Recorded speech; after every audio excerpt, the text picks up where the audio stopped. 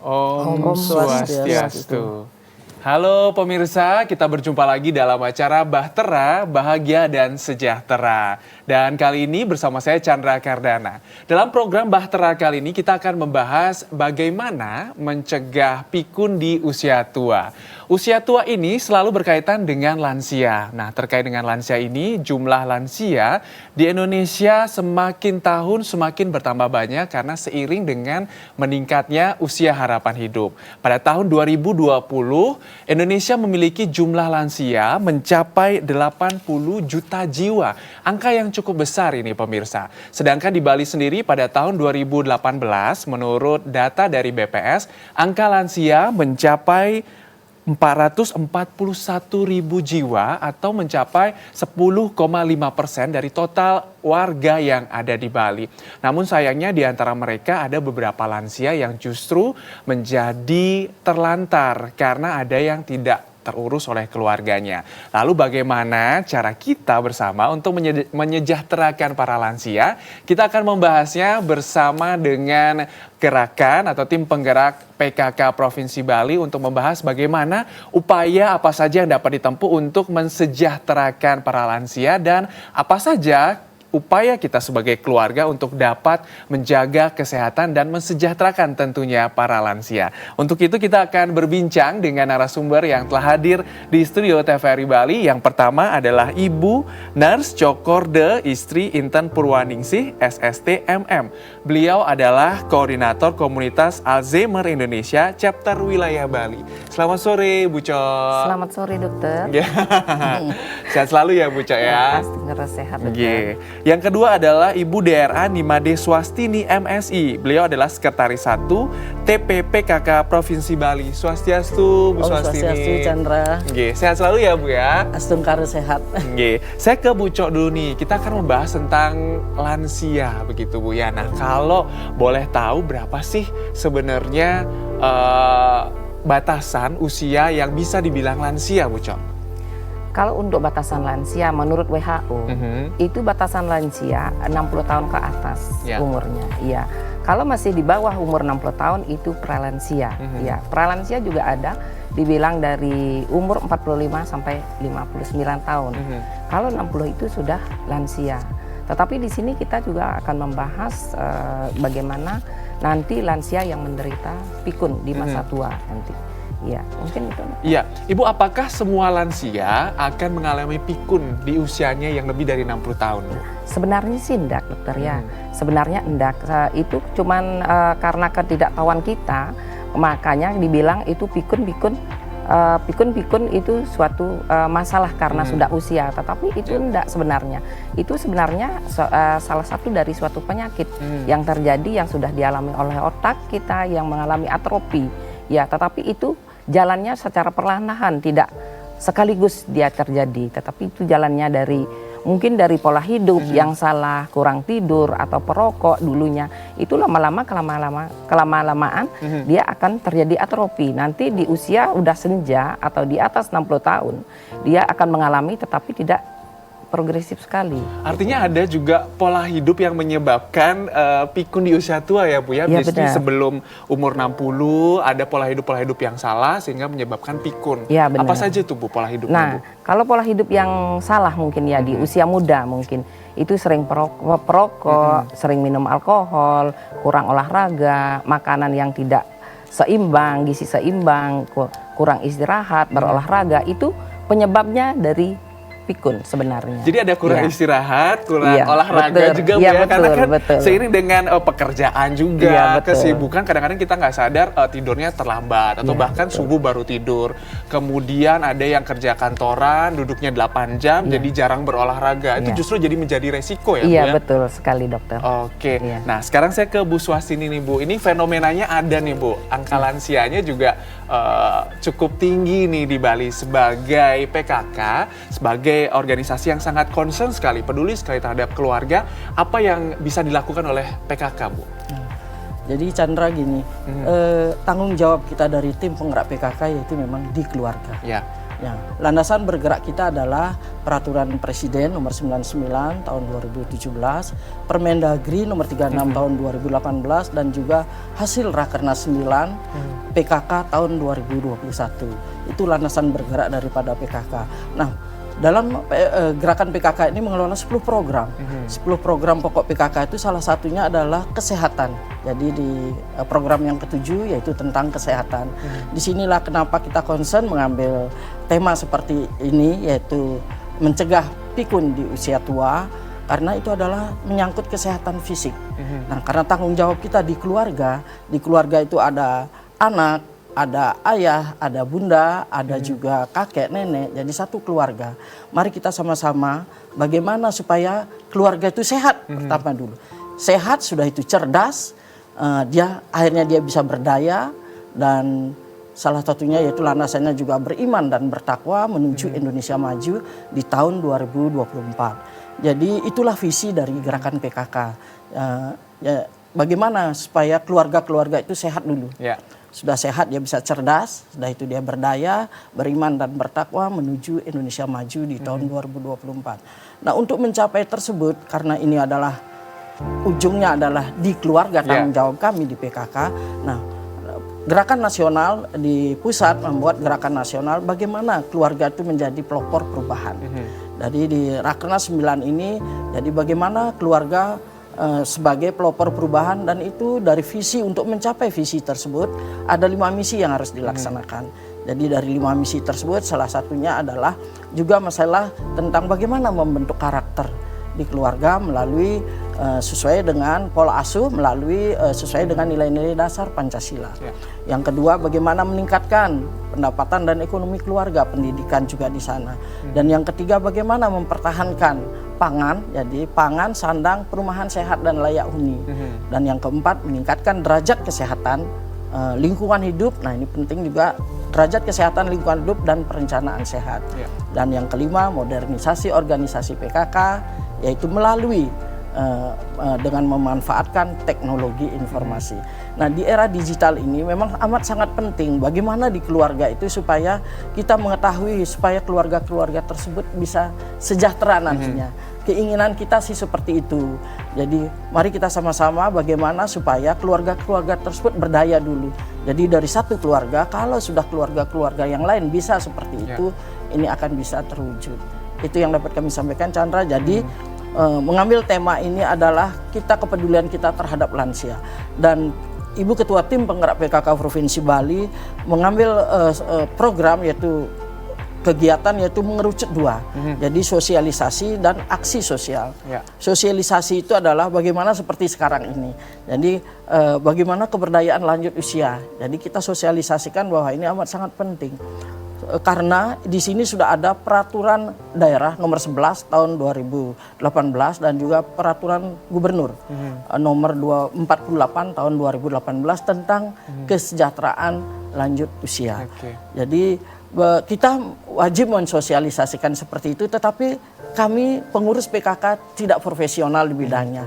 Maka dari itu kami mengundang pakar, jadi kami mendampingi di sini untuk mensosialisasikan ini agar keluarga-keluarga itu paham dan tahu apa sih sebenarnya kesejahteraan lanjut usia itu seperti apa, bagaimana memberdayakan lanjut usia.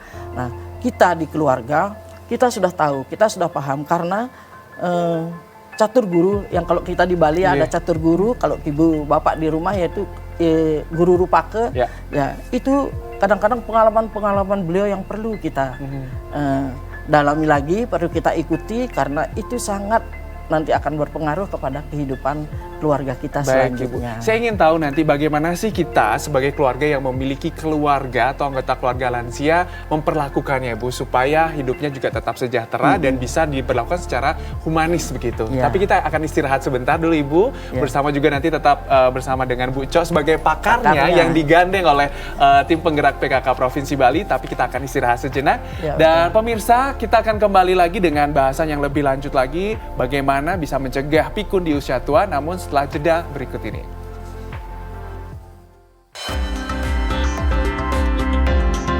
TVRI Bali, media pemersatu bangsa.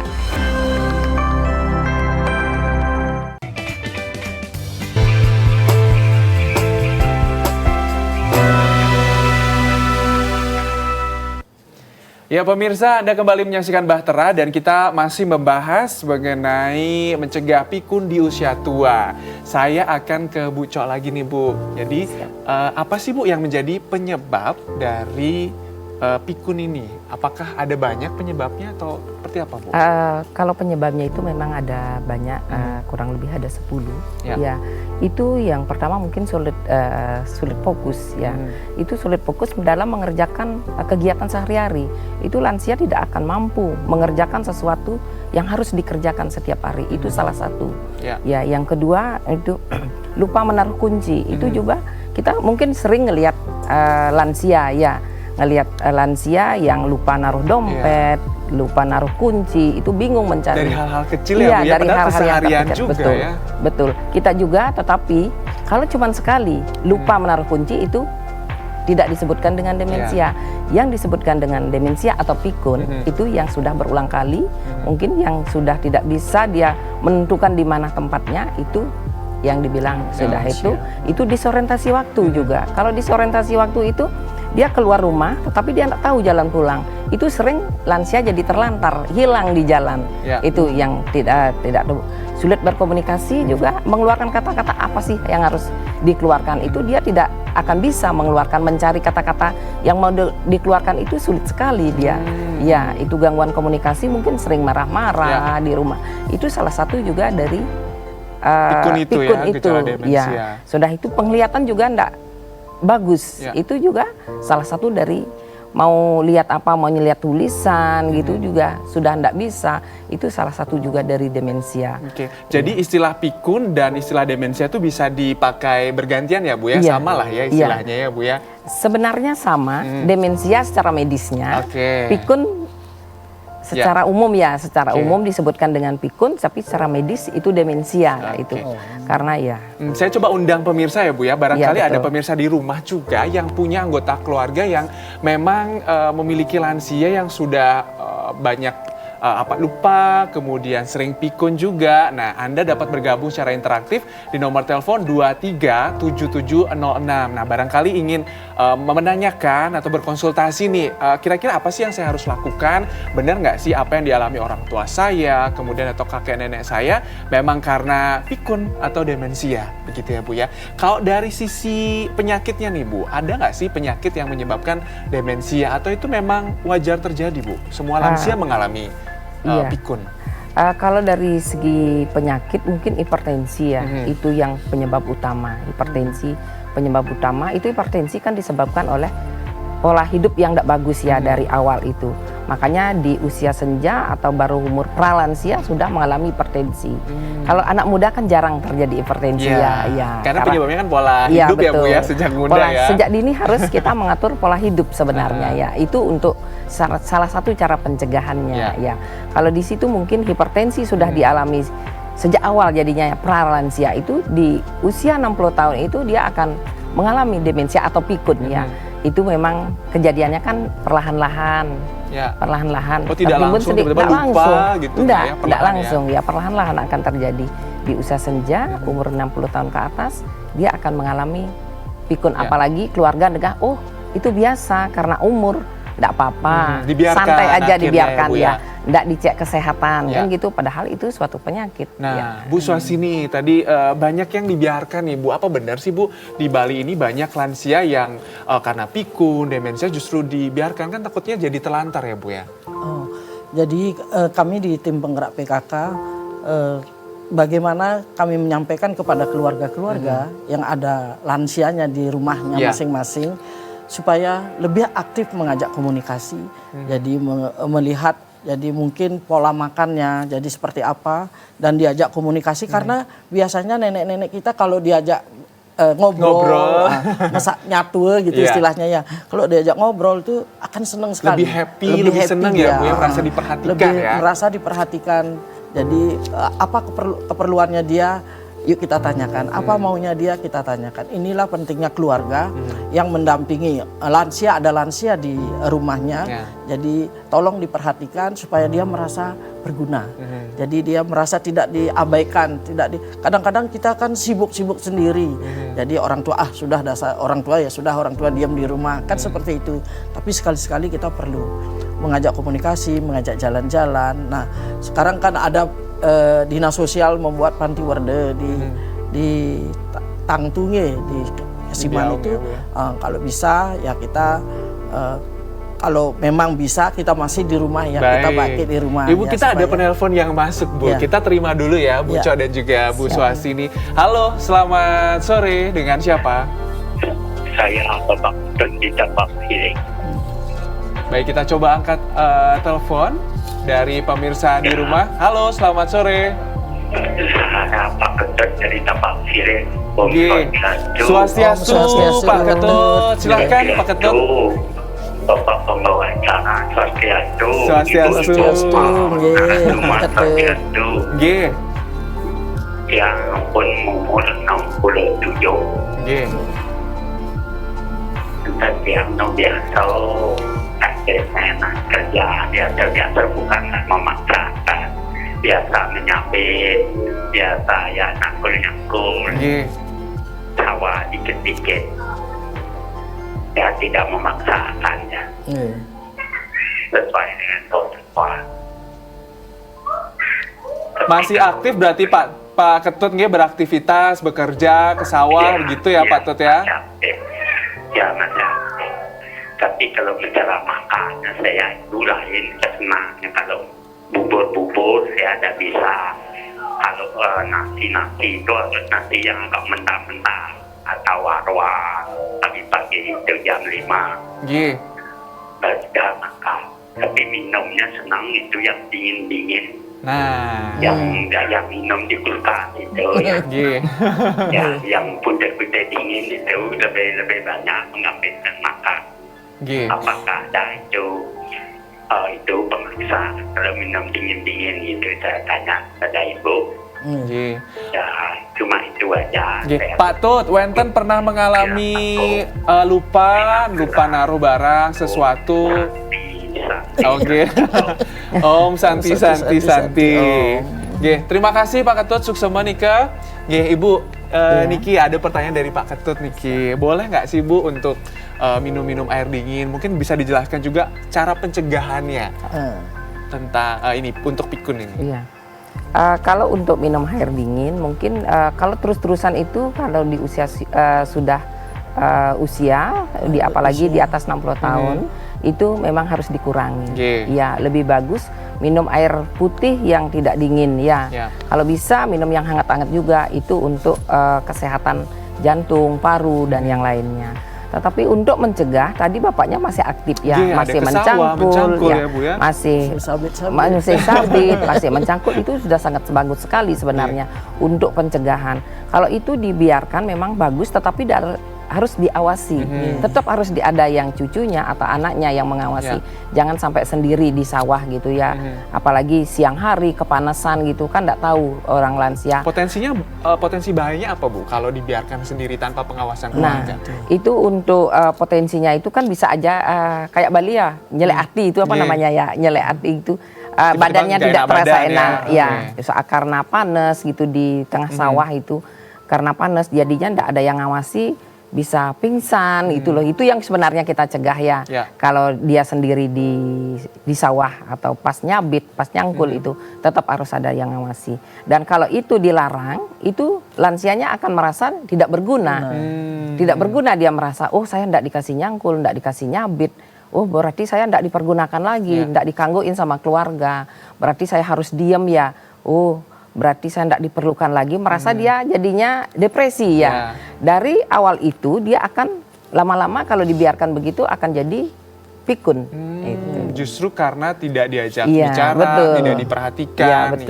Kalau dari Bu Suhasini, dari sisi keluarga ini bagaimana Bu melihat fenomena Pak Ketut ini yang masih aktif? Apakah ini juga merupakan cerminan keluarga sudah berdaya begitu Bu, sehingga lansianya masih aktif bekerja, bahkan tadi disebutkan usianya sudah 66 tahun termasuk 67 lansia. Tahun. Ya, sudah lansia. Ya, apa yang disampaikan Pak Ketut itu memang benar adanya. Jadi kita dari keluarga memang harus memperhatikan kesehatannya dia juga, karena walaupun dia pagi-pagi datang ke sawah, umpamanya dia dengan aktivitasnya, kita dukung, tapi tetap harus dengan perhatian. Jadi keluarga tetap harus mendukung, tetapi dengan diperhatikan, dengan diawasi. Jadi mungkin dari jam sekian sampai jam sekian kita sudah ajak mereka pulang, karena ini berpotensi juga. Seperti tadi disampaikan, nanti siapa tahu kesehatannya karena sudah umur sekian, jadi kan kita dibatasi. Kalaupun pergerakan olahraga pun kita dibatasi. Ada senam lansia, beda dengan senam-senam aerobik yang lain. Kan? Nah, kalau dari TPPKK sendiri ada belum Bu kegiatan yang terkait dengan pemberdayaan lansia? Seperti tadi senam lansia itu sudah betul. Seberapa sering Bu? Kalau itu senam lansia itu kami kan provinsi, yang punya wilayah kan kabupaten kota. Karena struktur dari tim penggerak PKK yaitu dari pusat, yaitu provinsi, kabupaten kota, kecamatan, desa, kelurahan, sampai ke ujung tombak kelompok-kelompok Dasawisma. Nah, pergerakan untuk senam-senam lansia itu ada di tim penggerak PKK desa yang dikoordinir oleh kecamatan dan kabupaten. Jadi setiap di sana sudah membuat akan pertemuan sudah intens, tapi karena ini pandemi 2 tahun ini kami tidak turun juga, kami juga baru-baru kami mulai turun dengan sosialisasi dan aksi sosial tersebut. Jadi yang melakukan pergerakan itu adalah di desa. Baik, luar biasa ya Bu ya usaha yang sudah dilakukan oleh TPPKK Provinsi Bali. Kita ada telepon lagi nih Bu, kita terima dulu. Halo, selamat sore. Selamat sore, Om Swastiastu. Om Swastiastu, Bapak. Dengan Bapak siapa, dari mana Pak? Yang tadi Pak Ketut. Pak Ketut. Ya. Tapi kalau yang kuah-kuahan dan tadi senang kering-kering, kalau misalnya ikan apa pokoknya harus kering, mati mung gitu mas. Di sampai mikau dia nak ke sawah jalan nyampe, tapi kalau anak buah dia selalu sengemang. Kalau dia saya bosan di rumah, nak jadi dang tadi tanya maksa apa ngoleh pengagai santan je. Cuma yang mat cuma bengong. Pada menikah dia nyampaikan menawi kirang langsung senang pulang dia. Om Santi. Ini masih cukup semangat ya Pak Ketut Niki. Jadi masih apa sih yang harus dilakukan untuk dirinya supaya bisa tetap sehat. Nah, ini boleh ditanggapi Bu dari Pak Ketut Niki pertanyaannya. Kalau yang harus dilakukan mungkin untuk cek kesehatan setiap bulan cek kesehatan biar tahu nanti ada perubahan tidak di kondisi. Memang di bulan sekarang memang bagus kondisinya, tetapi tidak tahu di bulan kedua itu tidak tahu ada perubahan, makanya kita harus cek kesehatan secara rutin ya. Itu tadi untuk beraktivitas sudah dilakukan, istirahat mungkin yang cukup untuk cara pencegahan pikun. Sudah itu untuk makannya, tadi Bapaknya bilang makannya yang kering-kering, tidak suka yang basah-basah ya. Kalau memang masih bisa atau masih mampu untuk makanan yang kering-kering, tidak ada masalah sebenarnya. Yang penting itu sudah sesuai dengan pemenuhan gizinya. Ya karbohidratnya, protein, dan yang lainnya itu yang penting terpenuhi semua. Tidak masalah sebenarnya ya, yang penting mampu Bapaknya makan. Apalagi Bapak tidak senang dengan bubur, senangnya dengan nasi yang katos-katos ya, yang tadi bilang yang agak yang keras nasinya ya. Tetapi itu mungkin minum air putih yang lebih banyak itu. Oke, baik Bu. Saya ingin tanya nanti setelah kita iklan, kapan sih kita sebagai keluarga, sebagai anak atau keluarga, misalnya ada yang mengalami pikun, kapan harus dibawa ke dokter nih untuk diperiksakan ya Bu ya. Dan Ibu, saya ingin menjelaskan tentang Alzheimer kan yang menjadi juga dari komunitas Alzheimer Chapter Bali. Tapi setelah jeda pariwara ya Bu ya, Ibu. Kita akan kembali lagi pemirsa dalam program Bahtera, namun setelah jeda berikut ini.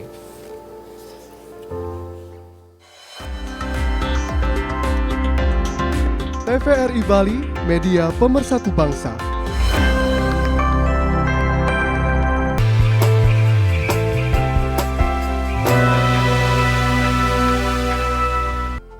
Nah pemirsa, jadi jika Anda punya keluarga yang tergolong lansia atau berusia di atas 60 tahun, Anda wajib menyimak informasi ini nih. Karena kita masih ngobrol tentang bagaimana cara mencegah pikun atau demensia di usia tua.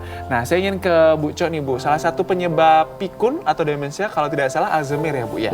Apa sih itu sebenarnya Alzheimer Bu? Istilahnya agak jarang didengar soalnya. Nah sebenarnya demensia itu kan ada 5 ya. Oke, jenisnya ya Bu ya? Pikun itu ada 5 ya? Nah, Ya, sebenarnya itu ada 5 ya. Yang satu salah satunya ini demensia Alzheimer ya. Sudah itu yang kedua ada demensia vaskuler, ada apa lagi ya? Vaskuler, ada frontoparietal, sudah itu low body, sudah ada Parkinson, itu ya, itu sebenarnya yang ya. paling banyak yang mana? Yang paling banyak itu Alzheimer. Oh, Alzheimer ya. Alzheimer itu dah yang dibilang pikun ya. Demensia Alzheimer itu yang pikun. Ya, kalau yang lainnya itu kan bisa disebabkan oleh stroke, hemoragik. Ya, itu ya penyebabnya. Itu ya sudah itu. Kalau untuk demensia Alzheimer itu memang banyak sekali di Indonesia, itu hampir di seluruh dunia itu ada 1000 juta jiwa itu dalam 3 detik itu terjadi satu demensia yang mengalami demensia. Setiap dalam 3 detik nambah satu, iya, setiap 3 detik nambah satu kasus di dunia demensia. kasusnya. Sudah nambah satu setiap 3 detik itu. Nah, itulah kita perlu perhatikan sebenarnya ya. Ya di Bali aja dari prevalensi 2019 menurut survei Meter itu dari lansia 69,7 juta jiwa itu ada 32 juta jiwa yang mengalami demensia. Iya. Itu segitu yang mengalami demensia. Selain yang di Yogyakarta. Yang di Yogyakarta itu penduduk lansianya paling tinggi sebenarnya ya. Cuman yang mengalami demensia cuma 20. Ya. Di Bali itu lebih banyak jadinya ya. Itu tetapi itu semua demensia Alzheimer yang dialami yang di Bali, tetapi belum yang terjadi yang lebih berat. Ya, masih batas ringan itu. Tetapi masih bisa kita lakukan penanganan biar tidak terjadi yang lebih berat. Mungkin itu cara pencegahannya. Iya. Kalau pengobat mungkin tidak ada kalau untuk demensia Alzheimer ya. Pencegahan itu pengobat tidak ada yang akan membuat itu sehat kembali tidak ada. Tetapi cara pencegahannya itu ada. Dengan cara cerdik ya. Nah, apa itu Bu? Bu, saya sambil mengundang ya bagi pemirsa yang ingin tahu juga atau yang ingin menelpon ke telepon interaktif kami, bisa langsung saja Anda telepon ke nomor 237706. Jadi barangkali ada nih ingin tahu lebih banyak lagi tentang cerdik, bagaimana cara mengatasinya, pikun atau mencegah pikun. Nah, boleh nih disimak informasinya. Ini cerdik itu apa sih Bu secara cerdik? Iya, kalau cerdik itu kan cek kesehatan secara rutin setiap bulan. Iya. Ini konselnya anak-anaknya ya, atau keluarganya yang harus mengajak atau membawa ke dokter ya tiap bulan. Itu, udah itu cek kesehatan, sudah itu istirahat yang cukup. Berapa lama sih Bu istirahatnya Bu? Istirahatnya itu kan sebenarnya itu sama, 8 jam. Tetapi untuk lansia itu di siang hari, jangan terlalu dikasih banyak tidur. Nanti malam hari dia tidak bisa tidur, akan mundar-mandir gini di malam hari. Kalau bisa di siang hari dikasih aktivitas, ya kegiatan dikasih di siang hari, mungkin tidurnya 15 menit aja sudah cukup. Tetapi di malam hari biar lebih banyak bisa tidur. Oke, berarti ajak lebih banyak aktivitas di siang hari supaya malamnya tidak terjaga ya Bu ya. Betul. Ya itu sudah itu makanan yang seimbang, gizi seimbang. Sudah itu beraktivitas yang bagus. Sudah itu berkegiatan juga ya, itu senam, aktif senam itu di Banjar-Banjar. Sudah itu berkumpul lagi. Ya, berkumpul-kumpul dengan lansia di Banjar itu sangat bagus sekali. Jadinya dapat sharing. Ya, daripada diam di rumah. Sharing itu penting sekali untuk lansia sebenarnya ya, daripada diam di rumah, menarik diri. Ya, itu soalnya dari gejalanya itu ada yang menarik diri. Ya, menarik karena diri itu nggak mau ketemu orang, nggak mau ngobrol sama orang. Iya, nggak mau orang. Itu sebenarnya salah. Itu berarti anaknya yang kurang cerdas ya, yang kurang memperhatikan lansianya. Makanya sampai pasiennya menarik diri, jadi pasiennya diem aja di rumah, merasa malu dan yang lainnya. Itu untuk berkumpul itu sangat bagus sekali. Kumpul-kumpul dengan sesama lansia. Sesamanya. Nah, ini menarik sekali ya, karena kadang-kadang kalau di rumah aja tuh bosan. Terus perlu ngobrol-ngobrol sama sebayanya Bu. Ini gimana Bu? Concern dari pihak PKK terkait dengan kumpul-kumpul ini, apa ada upayanya Bu untuk mengumpulkan mereka untuk bisa agar mereka berinteraksi satu sama lain Bu? Ya. Jadi Chandra, jadi apa yang tadi kami sampaikan bahwa itu semua ada di desa, yang mana unit terkecilnya adalah di Banjar. Jadi Banjar itu melaksanakan senam. Jadi posyandu lansia ada di sana, jadi pertemuan. Ibu Ampura ditahan dulu, nanti kita boleh dilanjutkan lagi karena kita akan terima telepon dulu nih Bu. Sepertinya masyarakat juga sangat tertarik nih untuk bisa bertanya lebih lanjut atau sharing kegiatannya. Saya sapa lagi, selamat sore. Selamat sore, Pak. Nggih, Om Swastiastu, Pak. Dengan Bapak siapa? Di mana? Di Tiang Ngurah Kesiap, ring Mengui, Pak. Nggih, Pak Ngurah dari Mangwi. Silahkan, Pak. Apa yang ingin disampaikan? Inggih di Tiang semua banget kaijen galah. Majang ring perwartako acara nih. Nggih. Semua banget. Sami-sami, Tapi Pak. sana kau dari wau di Tiang niki sampun presiden inuden sana sampun ke bawah wau sakewanten sana nutup mana di Tiangan niko dan wenten. Tapi wasana yang ring Bali wenten Catur Puro Soeharto, salah satunya finansial di Tiangan dan mengizinkan. Maaf niki di Tiangan ada yusan di Tiangan 82, istri di Tiangan 76. Sampun mulai dekati kewedar wau kepikun-pikunan. Nah, ini ke contohnya, Pak, yang pikun ke. Takon nang male. Nggih. Di Tiang sampun ngajeng male takon nang kan. Nggih. Ayen presiden pinuna di Tiang peng banget yen sampun wenten program sampun iki tolong terturba ring desa mangga sampun api anduk kandan iki. Nggih. Dados suning saking desa napi, Pak? Pak Ngurah. Di Tiang desa Bajro, desa adat Mengui, Nggih. Kecamatan Marga Selatan gitu. Nggih. Sejauh ini pernah mengikuti program kumpul-kumpul napi senam lansia di Banjar nih ke Pak napi dereng. Di Tiang sedang aktif di lansia, cuman kurenan di Jatan milu gitu. Nggih. Yang di Tiang terus terang aja sampai saat ini Astung Karo masih beres lah otak dia karena dia terus terang aja sampai saat ini sampai sengaja dia berlangganan koran untuk membaca mentesting brain saya sendiri kan dan tinggal meniko kirang langkung ngampuro dahat uncaran di Tiang Pramosanti Om Santi Om. Suksema Pak Ngurah saking Mangwi. Nah, niki ke Bu Swastini lagi nih, Bu. Niki adalah contoh lansia yang punya niat kan untuk bisa beraktivitas. Kemudian salah satu upayanya juga membaca koran atau tetap untuk meningkatkan daya ingat juga ya. Dan juga di desanya sudah ada kegiatannya, Bu. Silahkan ditanggapi, Bu Swastini. Jadi Pak Ngurah Pak Ngurah saking Mengwi. Jadi kegiatan kita dari tim penggerak PKK Provinsi Bali, kita mengadakan aksi sosial. Aksi sosial ini juga kita bertemu langsung. Nah, mulai sekarang sudah masa agak endemi ya sudah bisa berkumpul lagi ya, bisa berkumpul. Jadi kami melaksanakan aksi sosial mendampingi Ibu Ketua Tim Penggerak PKK Provinsi Bali, Ibu Putri Koster turun ke 9 kabupaten kota. Jadi masing-masing kabupaten itu 2 kecamatan. Jadi di sana bertemu dengan lansia, jadi memberikan bantuan kepada lansia, menyapa dan berbagi istilahnya. Jadi aksi sosial tersebut temanya menyapa dan berbagi. Sudah itu kepada balita, ibu hamil, kekurangan energi kronis yaitu sudah itu kepada difabel yang penyandang disabilitas dan juga kepada kader-kader PKK yang kurang mampu. Jadi aksi sosial tersebut kita turun sudah langsung ke kabupaten, koordinasi kami ke kabupaten kota. Jadi kabupatenlah yang menentukan siapa-siapa yang berhak mendapat bantuan tersebut.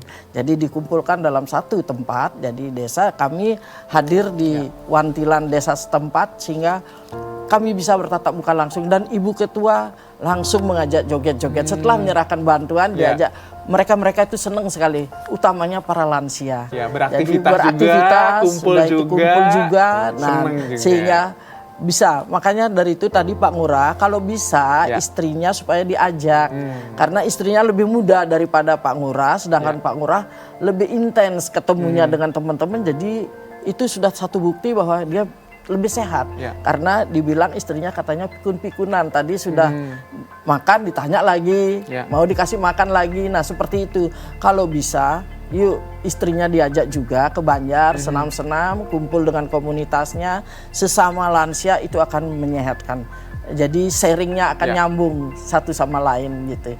Jadi harapan kami dengan adanya nanti masa endemi ini, jadi Ibu Ketua juga akan lebih intens lagi menyapa dan berbagi, utamanya kepada lansia karena beliau ada, karena kita ada. Jadi kalau kita tidak perhatikan kepada beliau, ya namanya kita alpa ke guru pakai ya. Harus diperhatikan dan itu pun harus kita jaga karena mereka itu sudah lansia ya, sudah lanjut usia, apalagi Pak Ngurah itu sudah 82 tahun, luar biasa. Bu, ngomong-ngomong tentang alpaka guru rupake, ini fenomena yang banyak terjadi di kota, kan ada orang tuanya, kemudian anak-anaknya bekerja, Bu. Jadi tidak tinggal bersama orang tuanya, sehingga orang tua yang sudah lansia ini tinggal sendiri, Bu, tidak ada yang mengurus. Nah, itu gimana tuh, Bu? Caranya untuk bisa tetap menjaga kesehatan lansianya. Adakah solusinya barangkali dari pemerintah, Bu? Nah, ini kita kan, dengan adanya perda tersebut, jadi kesejahteraan lanjut usia, jadi dinas sosial itu sudah akan menjembatani seperti itu bagaimana caranya kalau lansia itu sendiri. Nah, kalau lansia itu sendiri bagaimana supaya dia itu ada yang memperhatikan. Nah, mungkin tetangga-tetangganya juga pada sibuk. Nah, satu-satunya jalan kalau memang seperti itu, memang sih sudah ada sasana tresna werdaya di Tangtu, tetapi kalau bisa sebisa mungkin ya, Bu, ya.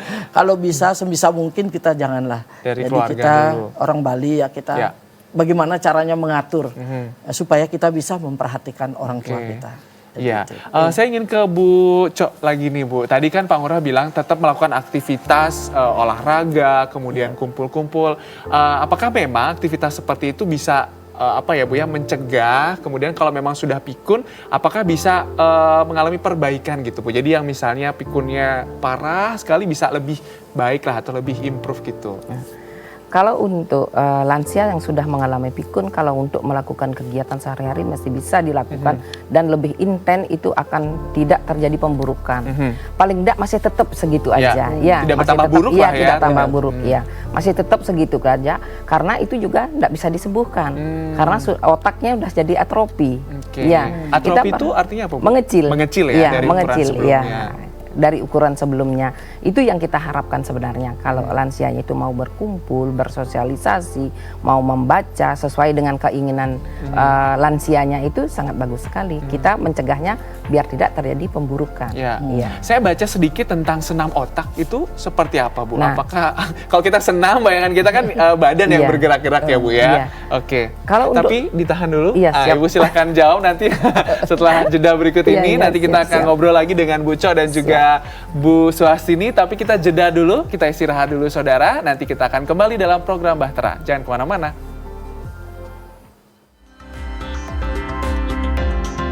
TVRI Bali, media pemersatu bangsa.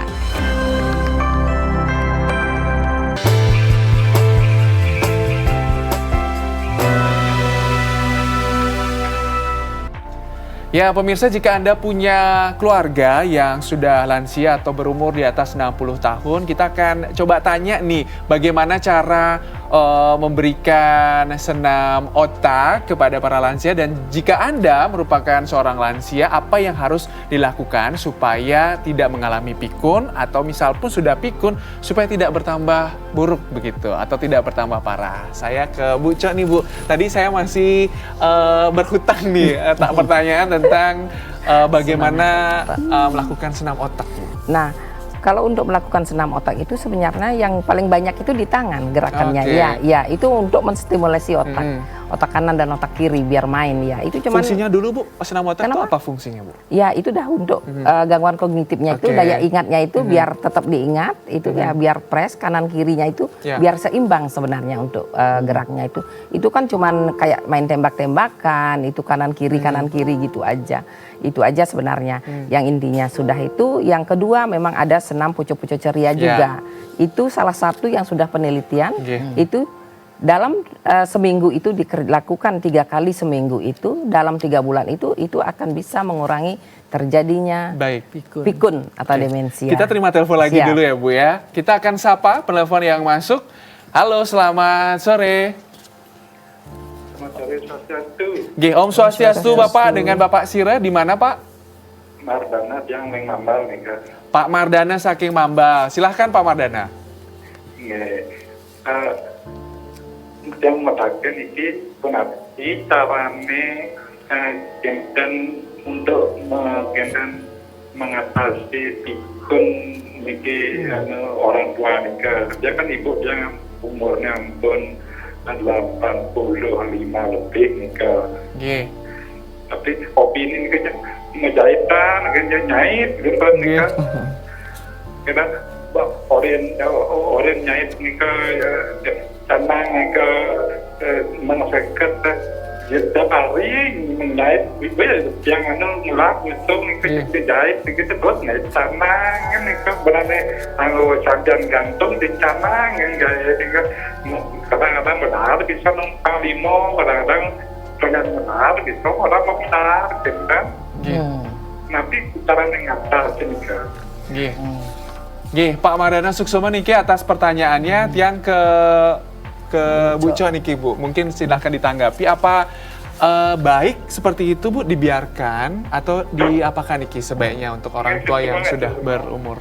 Suksoma Pak Mardana, silahkan Bu Co. Suksoma Pak Mardana, mungkin ini kalau untuk lansia memang hobinya untuk menjarit atau membuat canang itu memang harus dibiarkan ya. Kasih dia kesempatan untuk membuat canang tetapi tetap dalam pengawasan karena dia memang sudah usianya sudah sangat lanjut ya, apalagi udah di atas 82 tahun benar. Sudah itu tetap diawasi.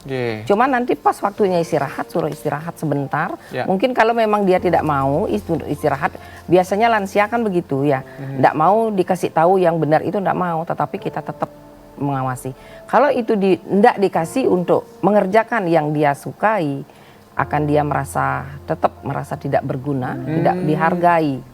Ya, pekerjaannya dia, mungkin tidak digangguin pekerjaan saya, mungkin dia masih bisa beli atau apa, itu pemikirannya dia akan terjadi penyakit yang lain nanti, ya, kayak depresi, ya. Depresi itu awal dari akan timbulnya penyakit-penyakit penyerta yang lain nanti, ya kalau itu, ya mungkin itu yang bisa diginikan untuk makanan mungkin tadi bilang makanan yang berulang-ulang ya, bilang sudah makan tetapi makan sampai 5 kali itu sebenarnya enggak masalah, cuman yang meladeni mungkin anak cucunya itu merasa kewalahan ya, kok terus makan, terus makan. Kalau memang dia keinginannya untuk makan, kasih aja, tetapi dia tidak akan banyak makannya, ya itu salah satu perhatian kepada orang tua ya. Sudah itu yang lainnya juga tadi dibilang ibunya itu enggak pernah tidur ya, enggak pernah istirahat mungkin itu. Memang kalau lanjut usia di siang hari itu memang jarang sekali akan mau tidur, apalagi sudah ngelihat yang dia senangi, pekerjaan yang dia senangi itu akan tidak bisa tidur. Tetapi di malam hari kita berharap dia bisa beristirahat. Artinya kalau punya kegiatan yang disenangi dibiarkan sepanjang ada pengawasan dari keluarganya, kemudian supaya merasa dirinya dihargai ya Bu ya, tidak kepikiran karena merasa tidak berguna ya, begitu ya Bu ya. Dari Bu Swastini ada ingin yang ditanggapi Bu dari pernyataan Pak Mardana? Jadi Pak Mardana tadi sudah disampaikan sama Ibu Co, memang apa yang disenangi oleh lansia itu biarkan. Jadi sepanjang batas waktu saja. Kita juga mendampingi juga orang tua di rumah seperti itu. Kadang-kadang sudah makan bilang belum makan, tidak apa-apa. Jadi kita memang harus kita yang meladeni. Jadi kita inilah saatnya kita memperhatikan orang tua, menghargai orang tua pada saat beliau seperti itu. Jadi Pak Mardana dengan senang hati, jadi tolong diperhatikan, seperti itulah kondisi memang kita pada lansia. Nah terkait dengan lansia nih Bu, yang peduli dengan dirinya sendiri kan ingin ikut kegiatan di Banjar gitu Bu. Apa kegiatan-kegiatan yang memang disediakan atau diselenggarakan oleh tim penggerak PKK Provinsi Bali yang bisa diikuti oleh para lansia Bu? Jadi tim penggerak PKK desa sudah melaksanakan senam lansia, jadi seminggu sekali mungkin. Mudah-mudahan ini bisa dilaksanakan karena baru endemi. Jadi tolong mendaftar di sana, ikut bersama-sama dengan komunitas di Banjar, dan itu juga nantinya disediakan biasanya pakaian olahraga untuk lansia. Jadi dengan di punggungnya ada senam lansia seperti itu. Lansia ada kelompok-kelompoknya, ada komunitasnya namanya. Jadi itu biasanya itu gratis, habis senam dicek kesehatan biasanya, terus dikasih bubur kacang hijau, telur seperti itu. Nah itu ada juga posyandu lansia. Jadi baru datang sudah dicek tensinya. Sudah habis itu apakah dia boleh ikut senam atau tidak. Itu juga perhatian, keberpihakan kita PKK kepada lansia. Jadi tim penggerak PKK desa sudah melaksanakan seperti itu dari jauh-jauh hari sebelumnya, sebelum COVID-19 ini sudah melaksanakan seperti itu. Jadi diharapkan tadi dibilang ada yang dari Mengui, masalah finansial, kalau datang ke Banjar tidak perlu memikirkan biaya. Jadi gratis ya Bu ya, tidak dipungut biaya sama sekali.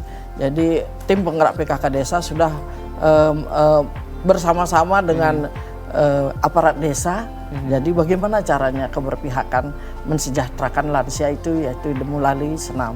Jadi melalui kesehatannya juga dan juga asupan gizinya.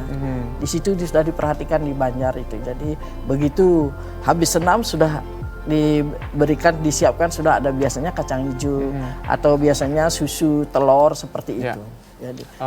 Jadi itu Pak Chandra. Jadi diharapkan kepada semua lansia kalau memang mau berkomunikasi, mau bersosialisasi di daerah setempat yang terdekat gitu, sudah disiapkan. Programnya sudah ada, fasilitasnya juga sudah ada, kemudian dekat lagi karena sudah menjangkau desa ya Bu ya. Jadi memang partisipasi dari masyarakat, terutama para lansia ini diingatkan lah untuk bisa datang dan ikut serta berpartisipasi supaya tidak pikun ya Bu ya. Itu mengurangi pikun. Mencegah gitu ya, mencegah pikun di masa tua. Oke, Ibu ke Bu Cho sekarang. Apa pesan Ibu bagi para lansia, Bu? Kegiatan-kegiatan apa saja? Kalau tadi kan dari tim PKK senam, kemudian berkumpul, terus gizi-gizi. Apalagi nih Bu, kegiatan yang bisa menjaga dan mencegah dari pikun? Kalau untuk kegiatan yang bisa dilakukan oleh lansia itu yang pertama ya yang disukai oleh lansia. Ya. Misalnya dia senang berolahraga, kasih berolahraga. Kalau yang senang melukis, kasih kesempatan untuk melukis. Kalau yang senang main catur, kasih main catur, menggambar, karaoke itu tetap bisa dilakukan untuk mencegah terjadinya pikun atau demensia.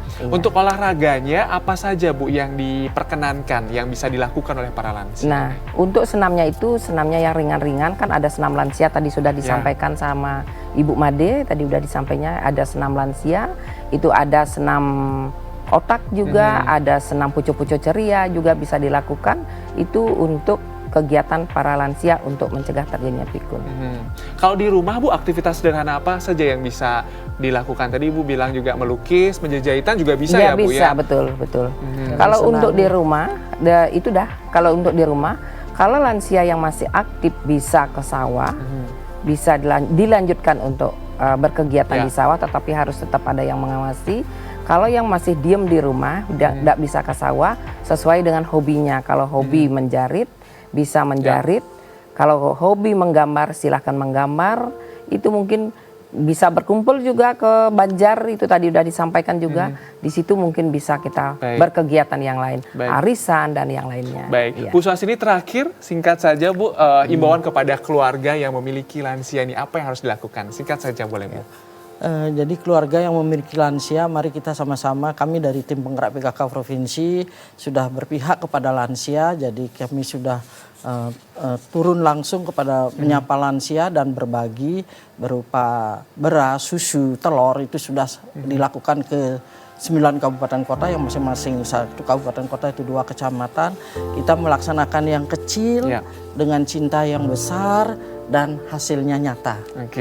Untuk tujuan agar lansia ini berdaya, lebih besar lagi keluarga berdaya. Dengan sendirinya nanti kesejahteraan keluarga itu akan terwujud. Baik, terima kasih banyak obrolannya dan juga diskusinya kepada Ibu Cho dan juga Bu Suhasini. Semoga lansia kita yang menjadi keluarga kita bisa semakin sehat dan juga sejahtera ke depannya. Dan tentu saja agar tidak pikun. Baik, terima kasih ibu-ibu semua. Terima kasih bagi Anda juga pemirsa sudah menyimak obrolan kita kita dan bagaimana ke depannya supaya informasi yang kita dapat ini bisa menjadi bekal dan kita aplikasikan dalam kehidupan sehari-hari, terutama bagi kita atau bagi Anda yang memiliki lansia atau bahkan Anda yang saat ini sudah menginjak usia lansia. Terima kasih atas perhatian dan kebersamaan Anda. Saya Chandra Kadana pamit undur diri dari hadapan Anda. Sampai jumpa. Om Santi Santi Santi Om.